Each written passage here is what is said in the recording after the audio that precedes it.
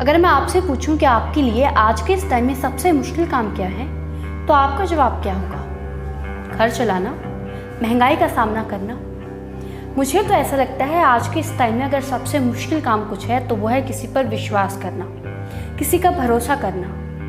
क्योंकि कब आपकी मदद करने वाले आपके खिलाफ हो जाते हैं आपको पता ही नहीं चलता। जी हाँ, और अब ऐसी ही एक खबर इंटरनेट पर तहलका मचा रही है। तमाम न्यूज़ चैनल्स और न्यूज़पेपर्स में गृह युद्ध होने की आशंका जताई जा रही है। बगावत और विश्वासघात जैसी हेडलाइंस का इस्तेमाल किया जा रहा है।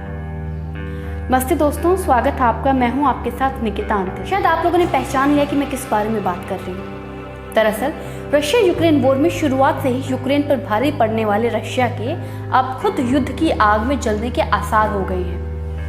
रशिया के वैगनर समूह ने रूस के रक्षा मंत्रालय के खिलाफ बगावत की है।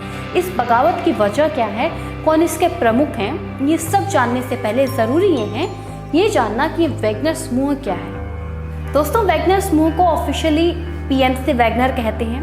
पीएमसी यानी प्राइवेट मिलिट्री कंपनी, जो भाड़े के सैनिकों का एक नेटवर्क है। यह प्राइवेट आर्मी मिलिट्री के ही पूर्व अधिकारियों और जवानों से मिलकर बनती है और सुपारी लेकर टारगेटेड किलिंग करती है। यानी कुल मिलाकर यह भाड़े के वो सैनिक होते हैं जिनकी किसी सरकार के प्रति कोई खास जिम्मेदारी नहीं होती। अब दिलचस्प बात यह है कि रूस में भाड़े की सेनाएं गैर कानूनी है। बावजूद इसके वैगनर समूह एक कंपनी में रजिस्टर्ड है। इसका मुख्यालय सेंट पीटर्सबर्ग में है और इस कथित प्रतिबंध के बाद भी यह संगठन रूस के अलग अलग शहरों में बड़े पैमाने पर भर्ती कर रहा है। ब्लूमबर्ग की 2017 की एक रिपोर्ट की माने तो वैगनर ग्रुप अब तक रूस के समर्थन से 6000 किराए के हथियारों की फौज खड़ी कर चुका है। अमेरिकी थिंक टैंक के मुताबिक कागजों पर वैगनर ग्रुप एक निजी संगठन है, लेकिन इसका प्रबंधन और अभियान रूसी सेना और उसकी खुफिया एजेंसी के जरिए संचालित होता है। यह समूह 2014 में पहली बार चर्चा में आया। तब यह समूह पूर्वी यूक्रेन में रूस समर्थक अलगाववादियों की मदद कर रहा था। उस समय यह गुप्त संगठन था। इस संगठन पर दुनिया भर के अलग अलग देशों में रूसी सरकार के लिए युद्ध लड़ने के आरोप लगे हैं। कहा जाता है कि यह संगठन अफ्रीका और मध्य पूर्व में सक्रिय था। खासतौर पर लीबिया, सीरिया, मोजाम्बिक, माली, सूडान और मध्य अफ्रीका के देशों में इस समूह के गृह युद्ध में शामिल होने के आरोप भी लगे हैं। 2015 से 2018 के बीच वैगनर ग्रुप रूस की सेना और बशर अल असद की टुकड़ियों के साथ भी लड़ा है। पिछले साल युद्ध शुरू होने के बाद रूस की तरफ से इस ग्रुप को यूक्रेन के राष्ट्रपति को ही निशाना बनाने की सुपारी दी गई थी। बताया गया था कि रूस ने किराए पर काम करने वाले हत्यारों के समूह वैगनर ग्रुप को जेलेंस्की की हत्या का जिम्मा सौंपा था। इसकी शुरुआत की बात करें तो वैगनर समूह की शुरुआत रूस के पूर्व सैन्य अधिकारी दिमित्री उतकिन ने की थी।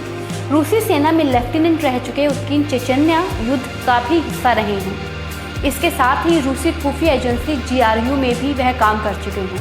अब सवाल ये है कि आखिर ऐसा क्या हुआ कि रूस के लिए यूक्रेन से लड़ने वाला समूह अब अपने ही देश के खिलाफ खड़ा हो गया है। दरअसल कुछ दिनों पहले वैगनर के ट्रेनिंग कैंप पर मिसाइल अटैक हुआ था। इसमें इस ग्रुप के कई लड़ाके मारे गए थे। वैगनर ग्रुप के चीफ प्रिगोजिन का कहना था कि इस अटैक के लिए क्रेमलिन जिम्मेदार था। तभी से उसने रूस को बर्बाद करने की ठान ली और कसम खाई कि उसके रास्ते में जो भी आएगा वो उन सबको बर्बाद कर देगा। वैगनर ग्रुप का दावा है कि उसने रूस के हेलीकॉप्टर को भी मार गिराया है। वैगनर ग्रुप फिलहाल तेजी से मॉस्को की ओर बढ़ रहा है। प्रिगोजिन कई बार रूसी सेना की आलोचना कर चुका है, लेकिन ये पहली बार है कि जब वह पुतिन का नाम लेते रूस को बर्बाद करने की धमकी दे रहा है। अब मैं आपको बताती हूँ कि इस वैगनर ग्रुप पर आरोप क्या क्या लगाए गए हैं। वैगनर ग्रुप पर अब तक मानवाधिकार उल्लंघन और आम लोगों पर अत्याचार के कई आरोप लग चुके हैं। खासकर मध्य अफ्रीकी देशों में इस संगठन पर लोगों के साथ बर्बरता करने के आरोप लगे हैं। इसके अलावा रूस के हित वाले कई और देशों में इस संगठन पर हिंसा भड़काने, प्राकृतिक संसाधनों पर कब्जा करने और आम लोगों की जान लेने के भी आरोप हैं। यूक्रेन के डोनबास में भी 2014 में वैगनर ग्रुप पर आम लोगों के टॉर्चर और उनकी बर्बर हत्या के आरोप लगे थे।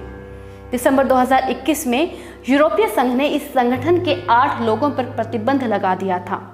दोस्तों, आज की इस वीडियो में इतना ही। उम्मीद करती हूँ कि मेरी ये कोशिश आपको पसंद आई होगी। फिर मिलूंगी एक ऐसी ही नई वीडियो के साथ।